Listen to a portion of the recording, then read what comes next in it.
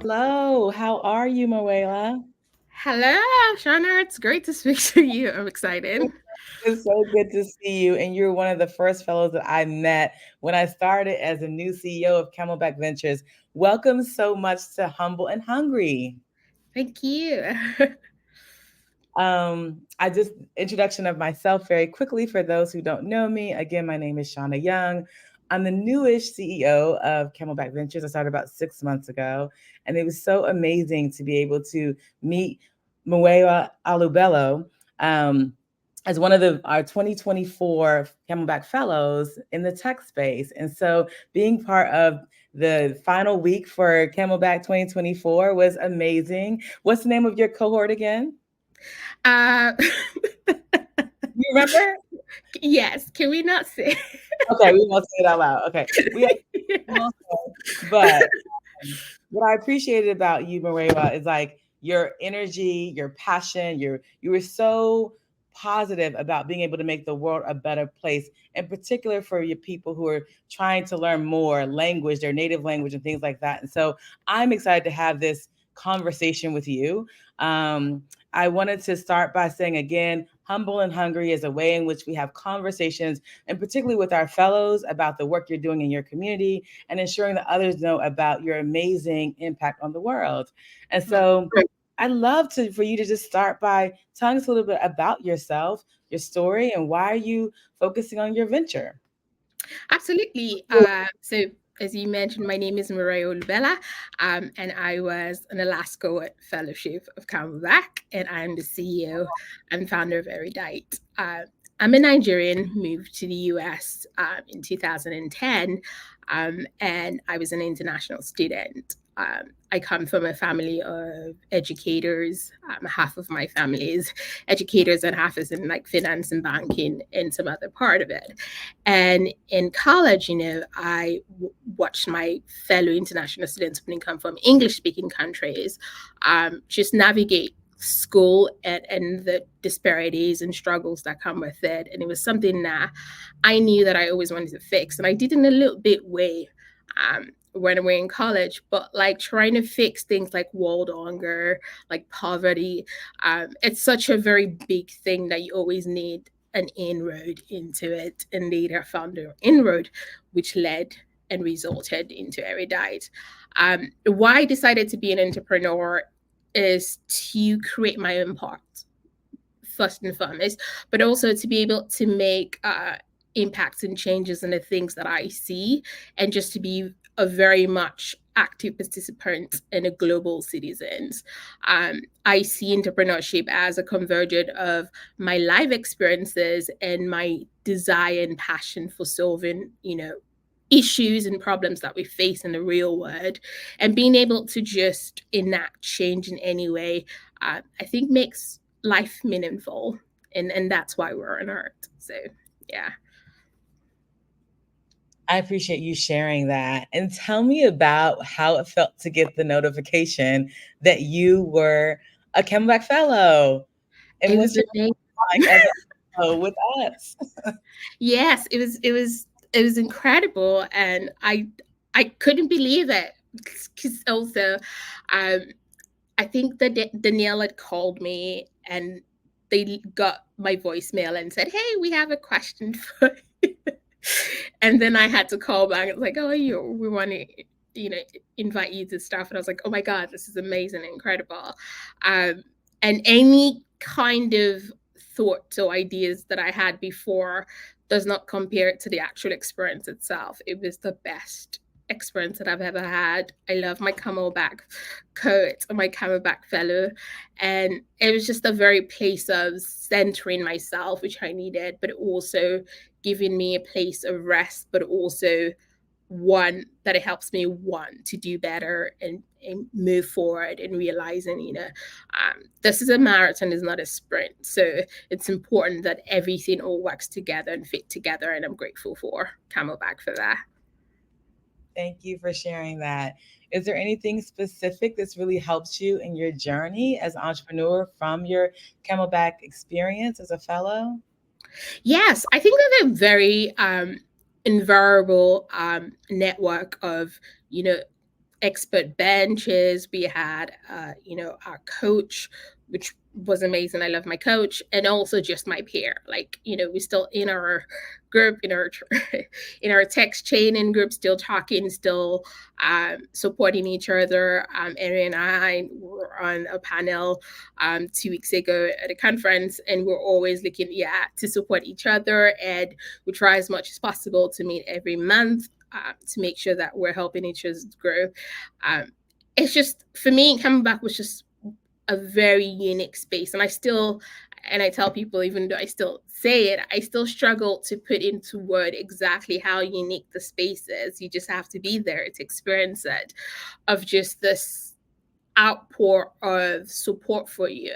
And I think for me also, one of the different part about Camelback was, yes, we were all building adventures, but everybody was careful and had great care to support you as a person individually, right? To be like, okay, yes, you're a venture, you're a founder, and you have got a venture, and we want that to succeed, but we want you as you to succeed. And that's something that was unique and just took me back a bit, and I'm grateful to be part of it. So yes, it's just, again, Camelback reinforces the importance of collaboration, but also community, and how collectively supports can help you drive towards whether it's personal or professional goals. So amazing.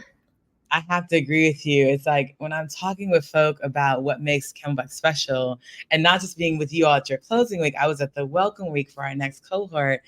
And it's just like you had to be there. So we talk about this psychological safety, which seems almost like a prognosis or a phrase, but it really is like coming into a space where you can openly learn and be yourself and show all of your things that are not finished yet, right? Yeah. I often feel like we have to be ready all the time, especially as an entrepreneur or a leader. Mm-hmm. So you can just be whoever you are, and then grow and ask those questions that often we may not want to ask. So I have to agree with you with that for sure. Yeah. Tell us a little bit, like, as you think about yourself clearly as an entrepreneur, what does that mean? Like, what does it mean to be an entrepreneur, to be a person from a community of color, diverse entrepreneur? How has that, for you, informed how you navigate this process of really launching Erudyte? Would love to learn more about that.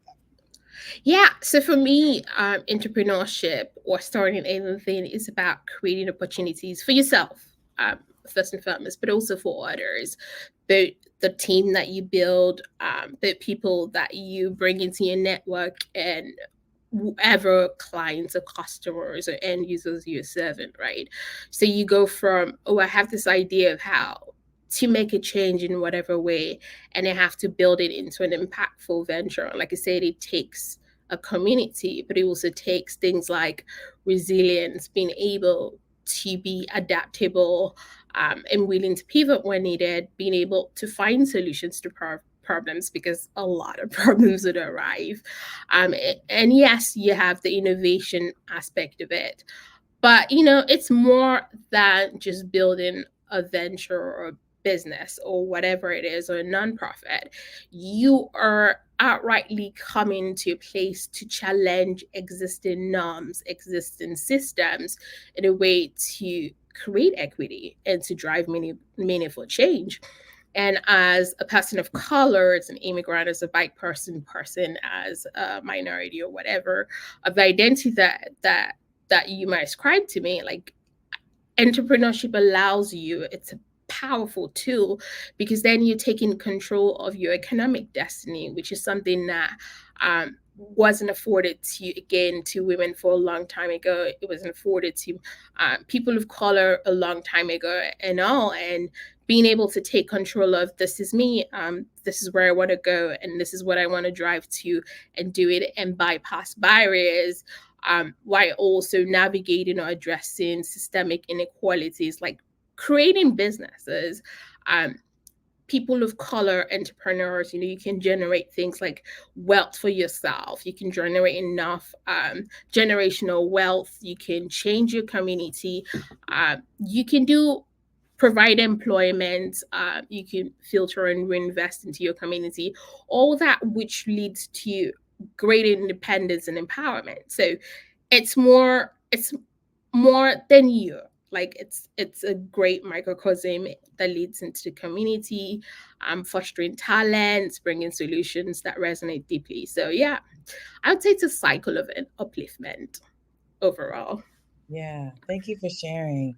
And you're part of our conscious tech. Those that know about Camelback, you have two areas of focus. One is education, one is conscious tech, and you are an ed tech entrepreneur. So would love to hear more about Erudyte, your venture, maybe a little bit of your pitch, but so folks know exactly what you're creating and how you're changing the world. Absolutely. So at Erudyte, we are an edtech startup that is empowering educators of students who are proficient in English or have some learning differences in mastering and accelerating that mastery of STEM skills, but also workforce development. Our goal is to empower both educators and students, to prepare students or young adults to succeed both in classrooms academically, but outside classrooms in the community, and then being able to transition into better paying jobs, which again goes back into boosting the community.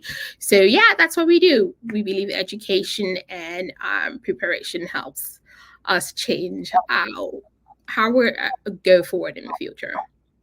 I love that. I was so excited when I heard you talk about Erudite with passion, of course, but as a former science teacher who taught kids from all different communities and just knowing how much this is needed.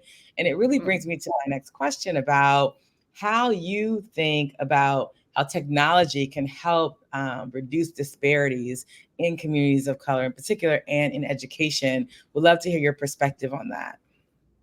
Yeah, so one of my favorite phrases to say is that people are amazing and incredible, and people should always be part of any kind of solutions that you do. But people can't scale, right? Because we're very limited in our time, and it's just not feasible or recommendable, because then you're stretched too thin and you burn out, and teachers are already doing too much. And so yes, people can't scale, but tech can. And so we have to get to a place where we're merging both, people part of things with the tech part of things. And so tech for me plays a transformational role in how we address disparities in education, especially as long as you're designing with intentionality and then you're putting equity at the core, right? It can bridge gaps, and there are so many achievement gaps there in education, in particular by providing things like personalized, scalable, accessible solutions to learners that have been historically marginalized. So when you're thinking about the people that we address, like English learners, some learning differences, and those in under resource communities. So for us, when we're doing our customer discovery, there has been significant changes when it comes to ELA, that's English language arts, and in helping student English learner in particular master English language. They're getting better in conversational language, but there's still not enough resources that focuses on subject matter learning for a specific set of students. And so tools that can adapt, that can meet students where they are, and can provide individualized supports that caters to their specific needs, regardless of their backgrounds or what their proficiency is needed, right? And now we're in a new wave of tech innovation. You're getting a lot of AI driven tools, that it's all focused on helping teachers address needs and stuff like that, and any other things. But we also have to make sure that we're carrying students along, right? The students are also being active participants and also active creators in this all issues. And so yes, so tech can democratize access to quality education, being able to deliver content and resources that were previously inaccessible. And then when you build that with inclusivity in mind, it can help both teachers and students, everybody in the ecosystem. So conscious text is a place to make great change, right? And regardless of where we start from, as long as we're ensuring that every student, every learner, and every person has the opportunity to succeed, you're doing what needs to be done. Thank you. Thank you for sharing that perspective. And I agree with you that technology is a tool. And so it's also who's creating the tools, who's using the tools, and how that impacts our humanity. And I guess that I almost can't ask you this question without hearing your perspective on AI, which is everywhere. I'm sorry. It may not be on the list, but I got to ask you about how you think about how AI technology is being used, how you are considering using your own venture, and then like any notes you just want the, broader community to know from your perspective. As so many of us lean into or not AI and how it's changing our world. Yeah, I mean, I say it's the next phase of the internet, right? When you think about how the internet started, we first had to get online, then we had to get content into it, then we had to build communities, and then now figure out ways to also not lose the physical world. And now, AI is there. And for me, AI is just an ability for right now, at least the way it is, it's for accelerated, task, right? Being able to accelerate the rates that you can do things. I feel like I do have a maybe a bit of a controversial or non,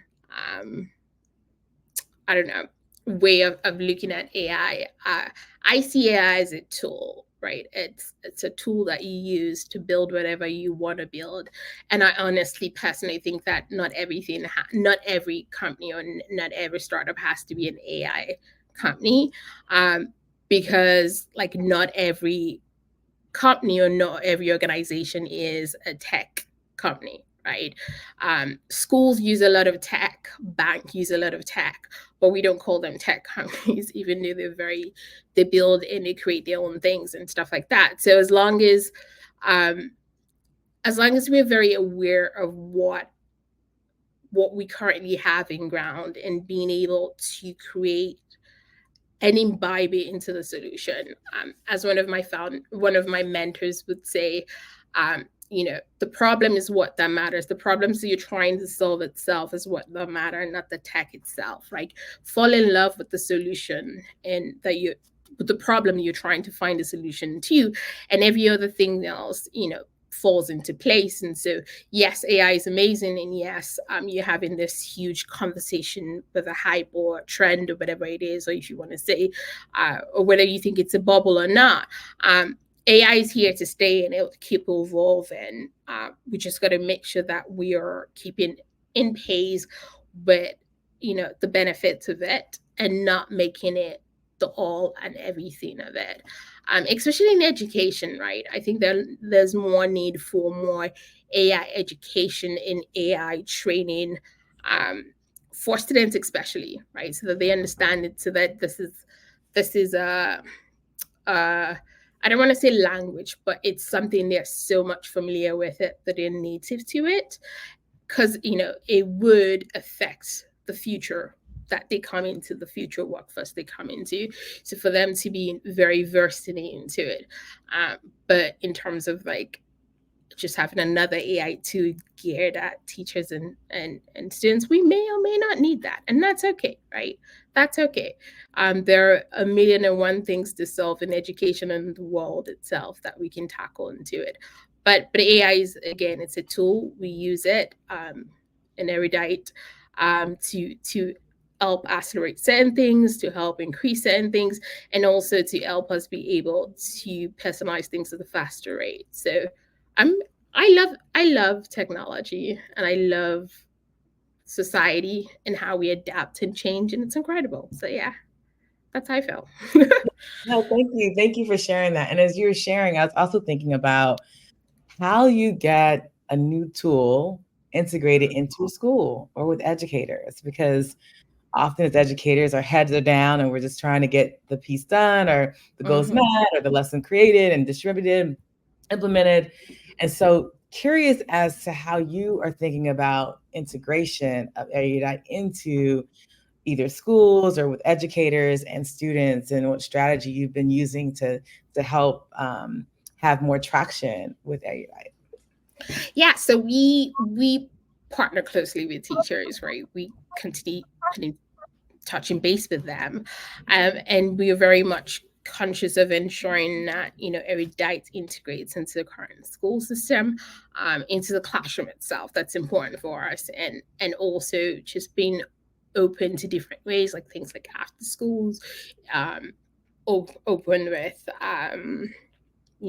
other kind of like non-traditional educational part of it. But it also, yes, we want to be using in the classroom, and it's just having that collaborative relationship with teachers. So we do a lot of touch base with them and make sure that, hey, for me, and I say this often, I'm like, please hold me to the nettle with it, is I want to make sure that I'm building a tool that teachers need and want. It's not something that I think teachers need and want.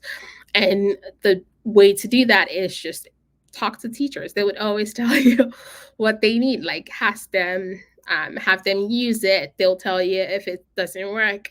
And also they would also tell you certain things that you're not thinking of, right? So I was commenting, I was like, hey, like, yes, I'm passionate about this and I want to fix this, but I'm not a K-12 classroom teacher. I was a TA in college, but that doesn't translate as much as you need. And so, yes, there's some things that I would not think about because it's not in my purview. And so you tell me out and I would always address it, and I would always make sure that we're aligned with that. And that's largely, I think, that has been part and parcel of how we are growing in the market, because people can see that. They can see that's a genuine connection and there's a willingness to learn and grow. And a willingness to be like, okay, yes, what I initially thought was not the right approach, and being okay to be vulnerable in that way. Yeah, thank you for sharing that. And I'd love to know what's next for you as we come to sort of the end of our time. Yeah. So what next? Hoping to close our raise in the next couple of months, and then hoping to, we're working on a couple partnerships and seeing how that turns out, and expanding. Getting more customers, more users, because that means that we're making more impact and we're continuing to be in the market. Because we have a very progressive and aggressive goal of where we want to be in 5 years, and just ensuring that we can hit our milestones. Share about the raise, what your raise is, and then what's your milestone or goal you're trying to reach. Yeah, so we're in a pre-seed, and if anybody's interested, they can reach out to me and email me. My email is murewa@erudytion.com. It's ERUDTION. We took an I between the D and T, or you can also say info@erudytion.com, or you can reach out to me on LinkedIn, and all the different ways. But yeah, so I'm excited to talk about that. So we're raising our pre-seed, and we're excited for that. And yeah. Awesome. That's actually what I was going to ask you. How can people connect with you, contact you? And it's just been an amazing conversation. Thank you so much for your time. And welcome. Glad that you're part of the Camelback family, and you were so welcome to me. So Guardian Summit, our 10-year next year. Yes. Absolutely. Well, and I can't wait to see the next cohort. I'm excited. I know. So our applications are open. Let me do my little plug. Our applications are open now. They might be closed by the time we end up here, but we're really excited about our next cohort coming in 2025 with 2 cohorts next year. It's just been an amazing opportunity. So thank you for your time today, and look forward to seeing you soon. Yes. Have a great rest of the day. All right. All right. Bye.